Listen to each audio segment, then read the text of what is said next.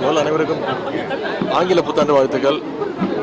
பொங்கல் தமிழர் திருநாளை முன்னிட்டு முதலமைச்சர் அவர்கள் இந்த வருடம் தமிழ்நாட்டில் உள்ள அனைத்து ரேஷன் அட்டைகளுக்கும், அதாவது 2,22,00,000 ரேஷன் அட்டைகளுக்கு பொங்கல் பரிசு தொகையாக ரொக்கமாக 3000 ரூபாயும், அப்புறம் ஒரு தரமான வேஷ்டி சேலை, 1 கிலோ பச்சரிசி, 1 கிலோ சர்க்கரை, அப்புறம் ஒரு கரும்பு ஆகியவற்றை பொங்கல் பரிசாக முதலமைச்சர் அவர்கள் அறிவிச்சிருக்கிறாங்க. நீங்கள் முதலமைச்சர் துவக்கி வச்சிருக்கிறாங்க.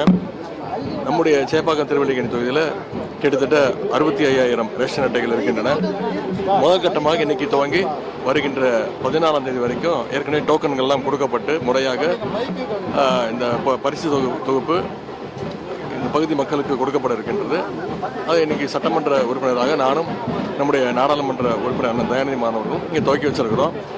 மக்கள் மகிழ்ச்சியோடு வாங்கிட்டு போயிருக்கிறாங்க. இது முறையாக அடுத்த இன்னொரு 5 நாட்களில் அனைத்து பொருட்களும் மக்கள்கிட்ட கொண்டு போய் சேர்க்கப்படும்.